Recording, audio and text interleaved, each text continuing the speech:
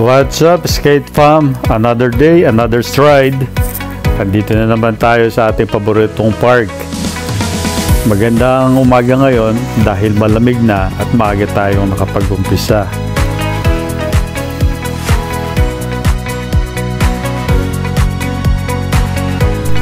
Isa sa mga paborito kong ginagawa pagka papunta na ako dito sa park ay ang kumuha ng mga pictures. Ang dami niya kasing mga magagandang subject na pwede mong i-capture sa lens. Kaya minsan kahit hindi na siya part ng aking pag-skate, napipilitan pa rin akong kumuha ng picture. Kung sa bagay, libre lang naman. At saka this is something that will last forever pagka na-capture mo ang isang magandang senaryo. Anyway, dahil nandito na tayo sa park, umpisahan na natin mag-warm up. Let's go!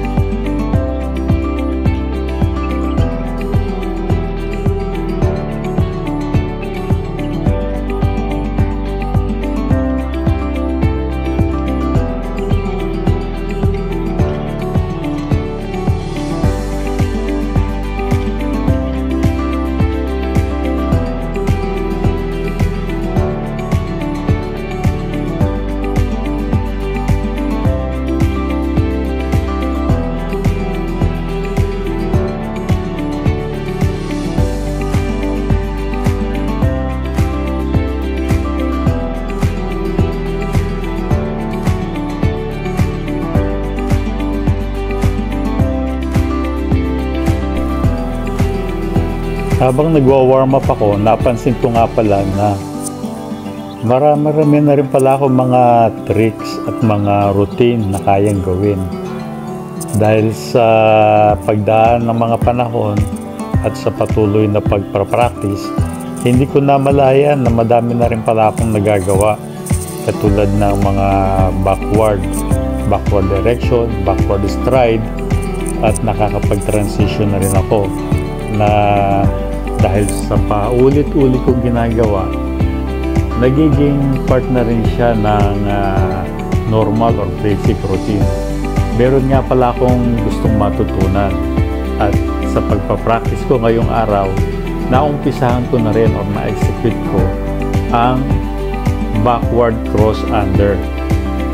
Kung dati nagagawa ko lang yung crossover pagka nagba-backward direction stride, ngayon sinubukan ko itong backward cross under. Kaya ito ginagawa ko na nga at hindi ko pa siya ganong gamay, kaya malamang sa mga darating pang araw patuloy ko pa itong gagawin. Mahalaga kasi kapag ginagamit na ang backward direction, gamay mo ang routine na ito sa magkabilang side, sa left at sa right side, para maging balanse. Sa ganitong paraan, mas magiging effective or efficient ang iyong movement at speed.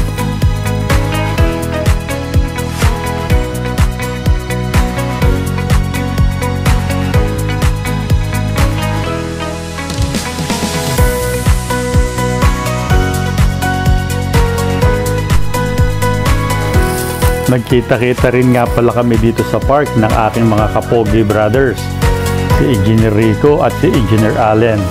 Si Engineer Allen ay kasama ko rin siya sa Skater Fam na enthusiast din sa skating. Pero si Engineer Rico, sumasama sa aming mga adventure, pero hindi pa siya nag-skate dahil ang hobby talaga niya basketball.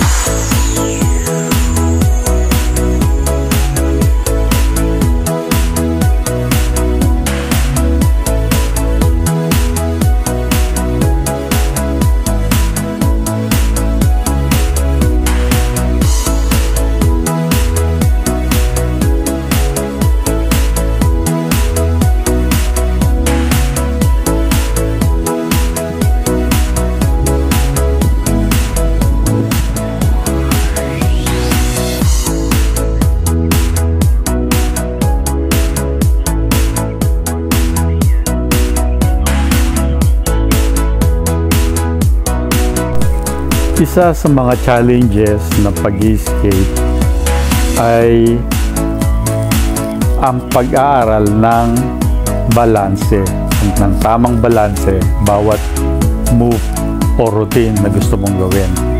Kaya siguro exciting na rin itong sports na to dahil sa bawat tricks na gagawin mo ay kailangang i-adjust mo ang iyong katawan at bigyan mo ng time para maka-adapt at makuha ang tamang balance at movement bago mo ma-master at matutunan kung ano man ang routine na dapat mong gawin o gusto mong gawin. Kaya eto, nandito nga ako, pinag-aaralan ko ng maayos kung paano ang proper distribution ng body weight at ang balancing ng paa at katawan at ng buong body na rin habang ginagawa ang backward cross under.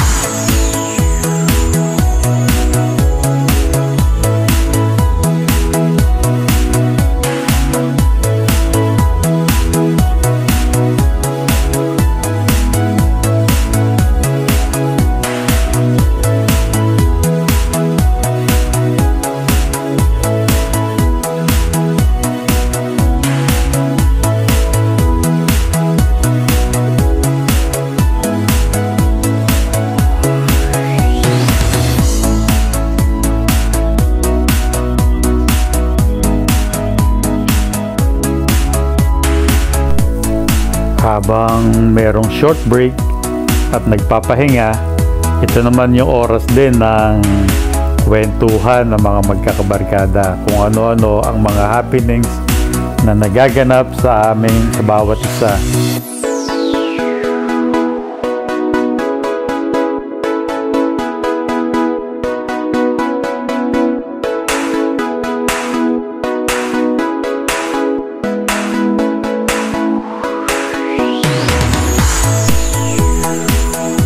Pagkatapos ng magandang ensayo, nagkayayaan na kumain ng almusal.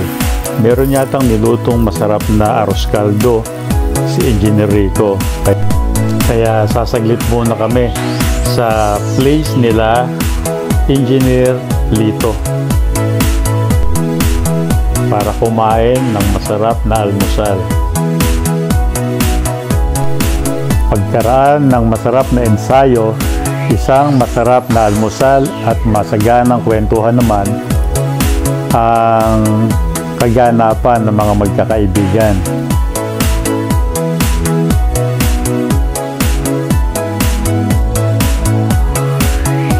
Hanggang sa muli, paalam.